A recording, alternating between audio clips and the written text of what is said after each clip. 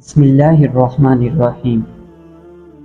معزز سامعین و ناظرین، السلام علیکم ورحمۃ اللہ وبرکاتہ۔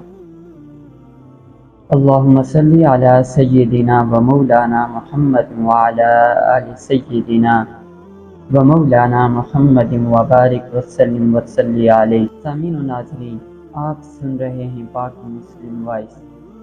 آج کا ہمارا موضوع ہے دو بادشاہ کیسے نیک بنے۔ اگر آپ ہمارے چینل پر نئے ہیں، مزید اسلامی واقعات سننے کے لیے ہمارے چینل کو سبسکرائب کر لیں۔ حضرت سیدنا عبد الرحمن بن عبداللہ رضی اللہ عنہ اپنے والد حضرت سیدنا عبداللہ بن مسعود رضی اللہ عنہ سے روایت کرتے ہیں، پہلی امتوں میں ایک بادشاہ تھا، خوب شان و شوکت سے اس کے دن گزر رہے تھے۔ ایک دن اس کی قسمت کا ستارہ چمکا اور وہ اپنی آخرت کے بارے میں فکر کرنے لگا۔ وہ سوچنے لگا کہ میں جن دنیاوی آسائشوں میں گم ہو کر اپنے رب کریم کو بھول چکا ہوں، ان قریب یہ ساری نعمتیں مجھ سے منقطع ہو جائیں گی۔ میری حکومت اور بادشاہت جو اس نے مجھے عطا کی وہ ختم ہو جائے گی۔ چنانچہ وہ رات کی تاریکی میں اپنے محل سے نکلا۔ اس ساری رات تیزی سے سفر کرتا رہا۔ جب صبح ہوئی تو وہ اپنے ملک کی سرحد عبور کر چکا تھا۔ اس نے ساحل سمندر کا رخ کیا اور وہیں رہنے لگا۔ وہاں وہ اینٹیں بنا بنا کر بیچتا، جو رقم حاصل ہوتی اس میں سے کچھ اپنے خرچ کے لیے رکھ لیتا اور باقی سب صدقہ کر دیتا۔ اسی حالت میں اسے کافی عرصہ گزر گیا۔ بالآخر اس کی خبر اس ملک کے بادشاہ کو ہوئی جس ملک میں وہ اب اینٹیں بناتا تھا۔ تو بادشاہ نے پیغام بھیجا کہ مجھ سے آ کر ملو، لیکن اس نے انکار کر دیا اور بادشاہ کے پاس نہ گیا۔ بادشاہ نے پھر اپنا قاصد بھیجا اور اسے اپنے پاس بلایا۔ اس نے پھر انکار کر دیا اور کہا بادشاہ کو مجھ سے کیا غرض اور مجھے بادشاہ سے کیا کام کہ میں اس کے پاس جاؤں۔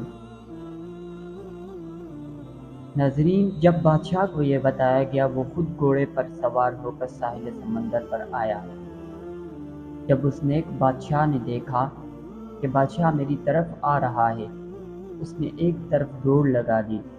بادشاہ نے جب اسے بھاگتے دیکھا تو وہ بھی اس کے پیچھے پیچھے بھاگنے لگا، لیکن وہ نیک بادشاہ اس کی نظروں سے اوجھل ہو گیا۔ جب بادشاہ اسے نہ ڈھونڈ سکا تو بلند آواز سے کہا، اے اللہ کریم کے بندے، میں تجھ سے کچھ بھی نہیں کہوں گا، تو مجھ سے خوفزدہ نہ ہو، میں صرف تجھ سے ملاقات کرنا چاہتا ہوں، میں تجھ سے ملنا چاہتا ہوں۔ جب اس نیک شخص نے یہ سنا تو وہ بادشاہ کے سامنے آ گیا۔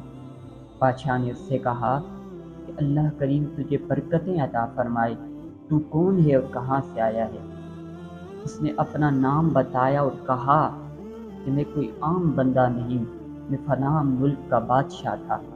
جب میں نے غور و فکر کیا کہ اللہ کریم نے مجھے کس مقصد کے لیے پیدا کیا، کہ مجھے تو اللہ کریم نے اپنی عبادت کے لیے پیدا کیا اور میں دنیا سے غافل ہو چکا تھا، تو پھر میں نے اللہ تعالیٰ کی طرف رجوع کیا تو مجھے معلوم ہوا کہ میں جس دنیا کی دولت میں مست ہوں یہ تو عنقریب فنا ہو جائے گی، اور اس دولت اور حکومت نے تو مجھے غفلت کی نیند سلا رکھا ہے۔ چنانچہ میں نے اپنا تمام سابقہ گناہوں سے توبہ کی اور تمام دنیاوی آسائشوں کو چھوڑ کر دنیا سے الگ تھلگ اپنے رب کی عبادت شروع کر دی۔ اللہ کریم میری اس کاوش کو اپنی بارگاہ میں قبول اور منظور فرمائے۔ جب دوسرے بادشاہ نے یہ سنا تو کہنے لگا، میرے بھائی، جو کچھ تو نے کیا میں تو تجھ سے زیادہ اس کا حقدار ہوں۔ یہ کہتے ہوئے وہ گھوڑے سے اترا اور اس نے اپنے گھوڑے کو وہیں چھوڑ دیا اور اس نیک بادشاہ کے ساتھ یہ دوسرے ملک کا بادشاہ بھی چلنے لگا۔ چنانچہ وہ دونوں بادشاہ ایک ساتھ رہنے لگے اور اب ہر وقت اپنے رب کریم کی عبادت میں مصروف رہتے، اور ان دونوں نے مل کر دعا کی کہ اے ہمارے پروردگار، ہمیں موت بھی ایک ساتھ دینا۔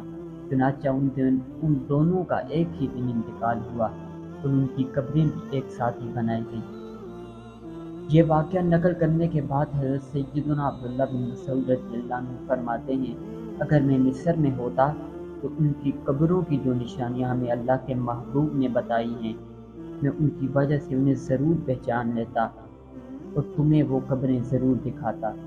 سامعین و ناظرین، یہ اللہ کے نیک بندے تھے۔